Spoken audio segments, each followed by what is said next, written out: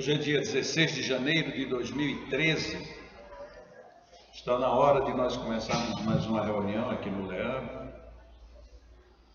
E hoje vamos começar com a leitura de uma mensagem do livro Caminho, Verdade e Vida, número 150, intitulada Aguilhões. Está baseada nos Atos dos Apóstolos, capítulo 9, versículo 5, em que Jesus diz que é duro para ti recalcitrar contra o aguilhão. E o comentário do Espírito Emmanuel é o seguinte: o caminho evolutivo está sempre repleto de aguilhões. De outro modo, não enxergaríamos a porta redentora. Entrega-se Deus aos filhos da criação inteira, reparte com todos os tesouros do seu amor infinito, estimula-os a se elevarem através de 1000 modos diferentes. Entretanto, existem círculos numerosos como a Terra, em que as criaturas não se apercebem dessas realidades gloriosas e paralisam a marcha, dormindo no leito da ilusão. Perante tal inércia, os mensageiros da providência, aos quais se confiou a tarefa de iluminação dos que estacionam na sombra, promovem recursos para que se verifique o despertar. Cientes de que Deus dá tudo, a vida, os caminhos, os bens infinitos, os gênios inspiradores, e só pede às criaturas se lhe dirijam aos braços paternais, esses divinos emissários organizam os aguilhões por amor aos seus tutelares. Nesse programa, criou Jesus os mais nobres incitamentos para a esfera terrestre. A riqueza e a pobreza, a fealdade e a formosura, o sofrimento e a luta são aguilhões ou oportunidades instituídos pelo Cristo a benefício dos homens. Cada existência e cada pessoa tem a sua dificuldade particular, simbolizando o ensejo bendito. Analisa a tua vida, situa teus aguilhões e não te voltes contra eles. Se um espírito da grandeza de Paulo de Tarso não podia recalcitrar, imagina o que se pedirá do nosso esforço. Todos nós temos aguilhões no nosso caminho. Todos nós passamos por situações constrangedoras, todos nós vivemos momentos difíceis, todos nós temos pessoas que nos atrapalham, todos nós temos pessoas que nos agridem, mas todos nós também temos um anjo de guarda, temos amigos, temos familiares, temos onde morar, temos de onde nos mudar, temos para onde nos mudar, temos pessoas que nos fazem sorrir, tem pessoas que nos sustentam, tem pessoas que têm a maior paciência com as nossas dificuldades, e nós não avaliamos nem horas uma situação nem outra, porque quando vemos ou sentimos os aguilhões, as dores, nós simplesmente nos ferimos e ficamos falando sem pensar muito. E quando nós vivemos as oportunidades felizes das amizades, dos carinhos, das carícias, também queremos nos deleitar com isso e tiramos mais uma vez de nós mesmos a oportunidade de uma análise mais equilibrada de tudo a nosso favor. Na verdade, na vida, nós gastamos muito pouco tempo analisando de fato o que nos acontece. Nós reclamamos muito mais do que nos beneficiamos com o que nos envolve o dia a dia, nos envolve a vida, nos envolve todas as circunstâncias. E muitas vezes só temos olhos como a nos apresentar o negativo, quando a vida é tão bonita, é tão bela. Ontem à noite eu estava já para dormir, quando eu peguei um livro e li uma história que parecia que ia ser o prenúncio dessa mensagem. O nome da história lá no livro é O Espinho e o Perdão. E aguilhão nada muitas vezes é do que um espinho no nosso personalismo, na nossa vaidade ou mesmo na nossa carne. Então conta lá na história que um homem vinha caminhando no meio de uma floresta rala e ele começou a se entusiasmar com o cenário que via. Ele via pássaros pousando sobre galhos, ele via mesmo as abelhas como a se preparar para depois fazer o mel, e ele ficou tão embevecido com aquilo, ia caminhando, só observando todos os fatos, quando de repente um espinho entrou na sua perna. O espinho doeu, mas na mesma hora que ele olhou para o espinho, ele se lembrou que o sol estava começando a se pôr. Em vez de ele perder tempo para se baixar para tirar o espinho, ele preferiu observar o sol se pondo e logo em seguida ele tirou o espinho. E como entendeu o recado da natureza, ele olhou para a planta que o feriu e disse assim: não tem problema que você me espinhe, eu te perdoo. E foi embora. No outro momento, um outro homem também vinha fazendo exatamente a mesma coisa, observando a natureza, achando tudo muito lindo, e como o sol já estava mais caído, o lusco-fusco do final da tarde não permitiu que ele visse que tinha aquele mesmo espinheiro no caminho. E de repente ele também se espeta no espinheiro. Ele olha para o espinho, tira o espinho e continua observando a natureza sem nada dizer. Alguém então chega para o mestre e pergunta: como é que o senhor me diz da reação desses dois homens? Ele diz: esse primeiro homem era um homem muito bom. Ele disse: era um homem muito bom, lógico, é um homem tão bom que mesmo algo que o feriu, ele reconheceu o ferimento e perdoou. E disse: o outro, que nem ao menos falou, esse outro, além de ser muito bom, é sábio. Mas sábio como? Ele é sábio porque ele já não se ofende mais com o espinho. Ele já entende que aquele espinho ele está ali estabelecido para fazer a defesa da árvore. E que esse é o papel da árvore e do espinho. Portanto, ele simplesmente tirou e seguiu em frente. Como a dizer: eu nem preciso te perdoar, porque você me feriu porque é da sua natureza. E a minha natureza é simplesmente me livrar do seu espinho. Na história, no arremate da história, fica então a proposta que muitas vezes nós achamos que já fazemos demais perdoando, quando a grande proposta da vida é a gente chegar a um nível em que a gente nem precisa mais perdoar porque nada mais nos afetará. Não é que o espinho não doa, nem é tão pouco que o espinho deva ficar fincado na carne. Obviamente teremos que sacá-lo, mas por que necessariamente temos que ter raiva? Por que nós nos desarmonizamos com isso? E se nós agora trocarmos o espinho por todas as circunstâncias da vida, nós perceberemos nos momentos de calma e de reflexão que a grande maioria das coisas que acontecem e nos aborrecem não tem qualquer motivo para nos aborrecer. São da natureza. Tem pessoas que têm natureza de fazer graça com os outros. Basta que a gente olhe um palhaço. O palhaço, mesmo ele estando triste, a função dele é fazer os outros rirem. Mas tem pessoas que sentem prazer em perturbar os outros.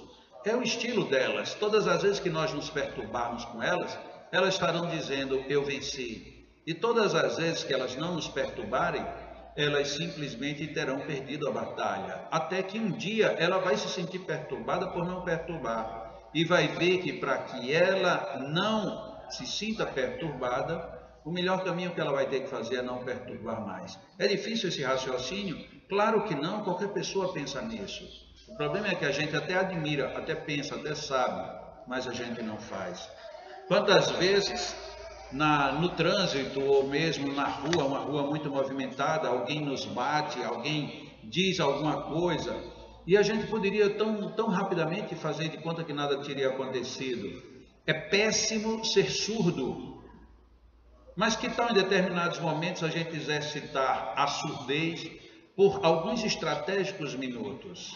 Alguém olhar para a gente e diz: você não presta. E você fica olhando sem dizer nada. Você está ouvindo o que é que eu estou dizendo e a gente fica sem fazer nada. Mas não é possível, eu estou falando isso com você, você não vai dizer nada. Eu estou surdo. Agora, na hora que alguém olhar para a gente e diz: nossa, como você está bonito hoje, como você está bem. Nossa, mas que alegria te ver. Aí a gente escuta. Aí uma pessoa uma vez disse assim: mas aquela pessoa olhou para você e disse que você estava tão bonito hoje. E a pessoa disse: pois não é, que coisa boa, né? Ela disse: mas você sabe que você não é tão bonito, né? Disse: essa parte eu não ouvi. É tão simples. Quer dizer, eu vou escutar o que eu gosto. Por que eu tenho que ouvir o que eu não gosto? Eu não preciso ficar preso nessa parte. Mas nós ficamos. Muitas vezes a gente se levanta, a pessoa diz: nossa, como você é bonito, ou como você é linda. Nossa, mas que coisa maravilhosa, você está vestindo muito bem. Olha, esse óculos seu está perfeito. Meu Deus, como é que Deus estava de bem com você? Aí uma única pessoa passa por a gente e diz assim, pronto, a gente vai passar o resto do dia pensando naquele e esquece todos os elogios, mas com qual fundamento a gente faz isso? E aí a gente diz, eu queria ser feliz, mas não consigo, e não vai conseguir mesmo. Ou você passa a observar as coisas que lhe são agradáveis e valorizá-las, ou a gente deixa de valorizar aquilo que é bom. Quando eu comecei o comentário, eu disse, a nossa dificuldade é porque nós nem analisamos as coisas ruins, mas também não analisamos as coisas boas. Porque quando a gente analisa as coisas boas, elas têm consistência. Quando a gente analisa as coisas más, elas também têm consistência. O problema é que no mal, apesar de que eu não analiso, mas eu fico vibrando, eu fico fixo. É isso que Jesus coloca na questão do aguilhão. Nós precisamos superar todos os aguilhões. Mas como é que a gente vai superar se a gente não muda um pouco a nossa personalidade? Não tem problema. Eu vou falar de um amigo aqui que eu nunca falei nele, mas eu vou falar agora. É um amigo que vem aqui ao Leão que diz que não acredita em Deus. Acho que vocês nunca ouviram falar dessa pessoa, né? Pois é. Eu acho engraçado, veja que coisa boa. Ele não acredita em Deus. Logo, se aquilo que eu não acredito não me interessa. Não me interessa, mas eu venho toda quarta-feira. É tão interessante isso. E principalmente ele ouvindo e sorrindo como ele está sorrindo ali para mim agora. É muito legal. Mas por que é isso? Ainda que eu não acredite, eu sei que isso me dá uma boa reflexão. Me gera um bom momento. Por isso que eu venho. Porque eu duvido que se ele chegasse aqui e o nosso discurso tivesse assim, porque Deus quer que a gente sofra, porque Deus quer que a gente amargue a vida, porque Deus quer que a gente fique tecendo todas as nossas dores, porque Deus um dia, numa outra vida, vai nos dar o paraíso, dá coisa nenhuma. Porque se você está sofrendo e sofrendo e sofrendo e ficando com raiva dele, mas ele não vai lhe dar paraíso de jeito nenhum. Mas se você disser, olha, eu não acredito nele, mas eu vou ouvir a palavra dele. Eu não acredito nele, mas eu faço as coisas que ele pensa que eu não vou fazer. Ele por acaso pensa que eu não vou visitar os velhinhos lá de cima? Eu vou. Ele por acaso ele pensa que eu só venho aqui na quarta-feira? Pois eu venho no outro dia além da quarta-feira. Aí nós que acreditamos em Deus, a gente não está nem aí, a gente prefere reclamar porque uma hora dessa ainda não começou o passe, pensam que eu não tenho o que fazer, a gente fica brigando com espaço, porque a gente fica lá dentro revoltado, meu Deus, eu queria ser o primeiro a receber o passe, aí recebe o passe e vai embora. Quando chega ali na cancela que vai passando na primeira lombada, eu não sei para que tanta lombada, isso é um absurdo. Como é que ninguém vê isso? Arranca essas lombadas. Eu fico nervoso. Acabou de receber um passe, já está nervoso com a primeira lombada. Quer dizer, não faz o menor sentido. Maneira, não se preocupe não, daqui a pouco a gente chega numa BR que não tem lombada, tem multa eletrônica. Não é tão melhor? A gente vai e passa com 120. E aí depois não entende como é que aquele troço fotografou a gente, porque não tinha nem ninguém lá para apertar o botãozinho.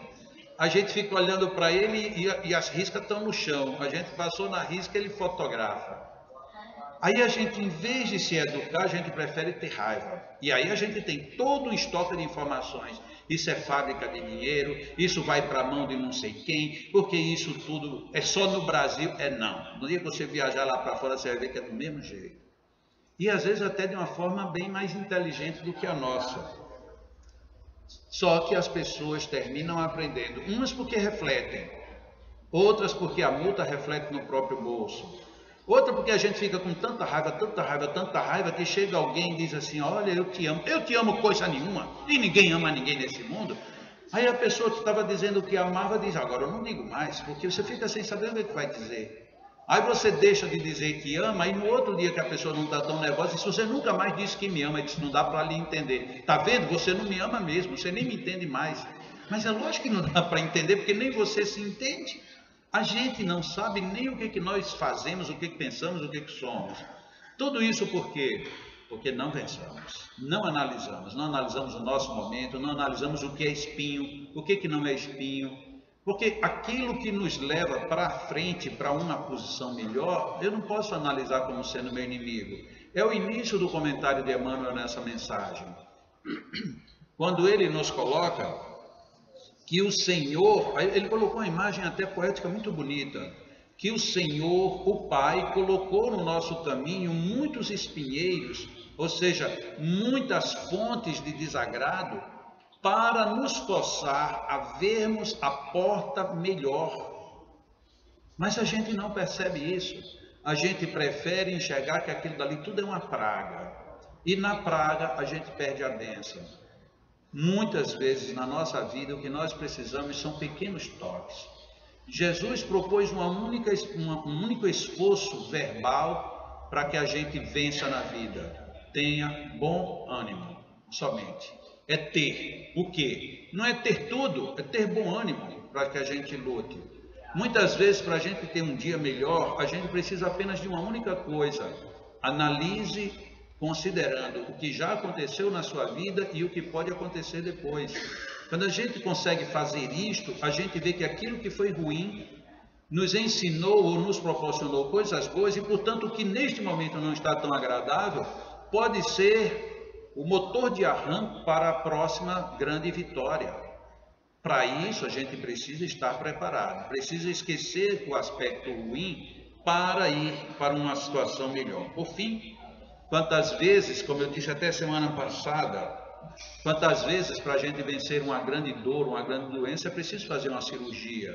Uma cirurgia, se a gente analisa ela apenas fisiologicamente, é uma atitude violenta.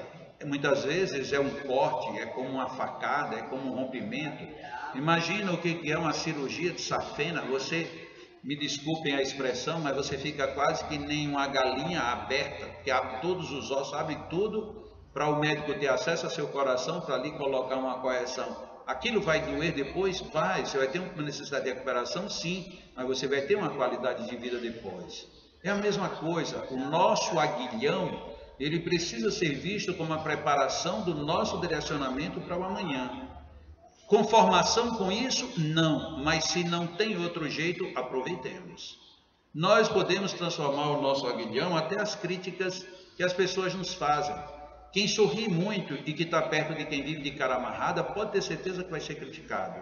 Da mesma maneira como quem vive de cara amarrada, também vive recebendo críticas.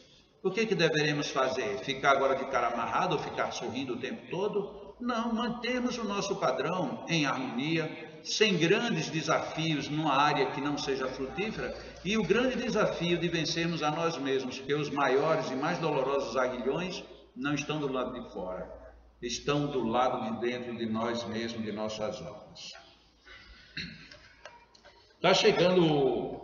Já está chegando fevereiro, né? Hoje a gente já passou da metade de janeiro, é incrível um negócio desse. A gente se lembra que um dia desse eu estava aqui sugerindo que a gente passasse 3 semanas antes do Natal desejando Feliz Natal, e agora já estamos aqui aceleradamente em direção a fevereiro. E eu estou dizendo isso para lembrar que em primeiro domingo de fevereiro, que será o dia 3, nós teremos o primeiro café cultural do ano 2013. Já está confirmado, o Vansan, ele vem, já está inclusive com passagem adquirida e tudo. O Vansan estará no dia 3 de fevereiro, fazendo o nosso primeiro café cultural. Vamos ficar em posição bem relaxados, bem tranquilos. Procuremos evitar qualquer tipo de contração, de tensão, fisicamente mesmo. Deixe o corpo relaxado. Essas senhoras extremamente cuidadosas, deixem as suas bolsas entre seus pés para que ninguém tire. E não tenham medo que elas não vão sair voando. A gente vai fazer uma fluidificação aqui, mas não vai levar a bolsa de ninguém. Para a gente poder ficar bem descontraído. Mas se quiser segurar a bolsa, segure e agarre nela. E diga, bolsa, bolsa, me salve e me dê minha saúde. Mas se achar que a bolsa não vai fazer isso, aí larga a bolsa, fica tranquilo, né? O pessoal disse que hoje eu cheguei engraçado e eu não sei porquê, mas vamos lá. Então nós vamos ficar assim bem relaxados, fisicamente bem relaxados. Depois vamos fazer o segundo relaxamento, que esse é um pouquinho menos simples, porque a gente tirar uma bolsa do colo é fácil. tirar um celular do bolso, principalmente aquele que está ligado, né? Deixa ele fora, desliga. Não põe no silencioso não, desliga mesmo. Faz de conta que quebrou, ou então faz de conta que aqui não tem área de acesso. Desliga o celular, porque já pensou a gente... E Jesus mandou dizer, aí o celular tocar uma musiquinha daquelas, não vai ficar bem. Então a gente desliga o celular, deixa, porque também se deixar ele vibrando, na hora que a gente está dizendo, Senhor, dá-me um sinal da tua bênção. Aí aquele troço treme e a gente fica na dúvida também. Então, desliga o celular, deixa ele quietinho lá no lugar dele. Ele não vai ficar com raiva por passar 5 minutos silencioso, deixa ele lá. E agora vamos relaxar a mente. Para a gente relaxar a mente, vamos fazer o quê? Vamos pensar em alguma coisa, porque como não conseguimos ficar sem pensar em nada, vamos pensar em alguma coisa. Vamos pensar assim numa coisa bem bonita, muito linda. Desde que vocês não pensem em mim, pensem em outra coisa tão bonita quanto a natureza, um nascer de sol, um pôr de sol. Ou então, já pensou que coisa mais linda é o nosso corpo quando a gente acorda de bom humor e se olha no espelho e diz, meu Deus, que coisa linda que eu sou. Pois vamos pensar assim, coisas bonitas. Se a gente acha que ainda não está no ponto ideal, então a gente pense numa criança, pense no sorriso, porque o sorriso embeleza qualquer criatura, de qualquer época, de qualquer idade, de qualquer lugar. Pensemos numa cascata, em que não apenas cai a água, mas formam-se arco-íris. As gotículas de água como que vêm nos envolver. Então nós temos tantas coisas bonitas para pensar neste momento. Quem tenha um pensamento assim mais associado a imagens religiosas, quantas imagens bonitas nós temos? Jesus com a mão sobre a cabeça das crianças, Jesus orando no horto, Jesus olhando para nós, nos dando um belo sorriso, Jesus caminhando sobre as águas, Jesus abençoando aqueles que o procuravam. Temos tantas coisas bonitas para pensar. Imaginemos então essas coisas, ou uma delas. Fixemo-nos no belo. Fixemo-nos nessa beleza que está além da beleza convencional. Quantas vezes a gente vê uma pessoa e quando começamos a ouvi-la, a sentir os seus sentimentos, percebemos que essa pessoa é muito mais bonita do que ela aparenta. Imaginemos esta beleza, uma beleza que não é descritível, uma beleza que não é padronizada. Imaginemos que nós estamos no centro de toda esta beleza. Deus favorece para que todo o universo seja belo. Tudo, se nós olharmos com olhos de grandiosidade, absolutamente tudo é belo. E é esta beleza que nos envolve. E se nós pensarmos que se o mundo é belo, se tem tantas coisas belas, naturalmente nós também seremos belos, não só por fora, mas sobretudo por dentro. Permitamos-nos viver a beleza interior, a grandiosidade do belo que pulsa a cada pulsar dos nossos corações. Porque é tão bonito um coração dizendo, viva, viva, viva. E no então dizendo, estou vivo, estou vivo, estou viva. É tão bonito nós percebermos que tudo isto é a vida. O sangue correndo, o sangue circulando, o ar penetrando os nossos pulmões, o ar renovando toda a nossa estrutura vital. Quantos processos digestórios agora estão sendo desenvolvidos? Que máquina fabulosa abriga a nossa alma. Quantas belezas nós temos que agradecer. E neste momento de gratidão, neste momento de louvor a Deus por tudo de tão belo, neste momento em que ainda ousaremos pedir-lhe alguma coisa, os nossos anjos guardiões depositam as suas mãos e os seus fluidos sobre cada um de nós.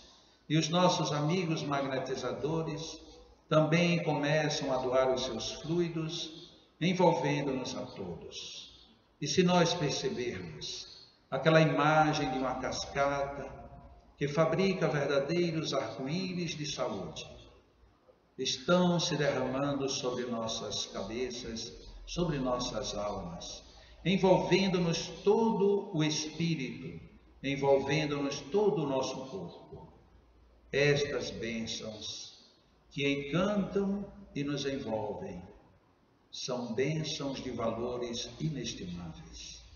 Deixemos que esta beleza, deixemos que tudo isso que é tão grandioso nos envolva, mas atraiamos, tenhamos um pensamento de fé. Deus, Pai, natureza, Mãe de tudo e de todos, permite, Pai, que eu receba, que eu me envolva, que eu absorva toda esta energia. Pai amado, deixa que eu seja invadido por tuas bênçãos. Eu aqui estou me abrindo, Senhor, abrindo o meu ser, abrindo a minha vida para receber todas essas bênçãos. Deus, meu Pai, Deus, Pai nosso, envolve-nos a todos, dá-nos a sabedoria de buscarmos, de sabermos que buscar, de atrairmos tudo de bom e de extrairmos as essências fundamentais para nossas vidas. E aquilo que não nos for útil, Senhor, dá-nos a sabedoria de nos desvencilharmos, deixando guardados na residência de nós mesmos, na alma que cuida do nosso corpo, deixemos guardadas apenas as melhores essências para a nossa vida. As cascatas de bênçãos nos envolvem, cascatas de luz e de energias nos penetram. Cabe a nós retermos o que é bom, retermos tudo de benéfico para as nossas vidas. E enquanto os nossos magnetizadores vão fazer a magnetização das águas, nós vamos permitir, procurar, pedir a Deus que todo este conjunto de bênçãos siga nos envolvendo, siga nos penetrando, siga nos fortalecendo em todos os nossos bons propósitos. Deus está conosco, estejamos com Ele. Fiquemos mais alguns minutos em silêncio, em oração, contando com as bênçãos que nunca nos faltam, mas que neste momento são muito melhor pronunciadas. Deixemos que estes fluidos nos renovem o corpo e a alma, em nome de Deus. Que assim seja.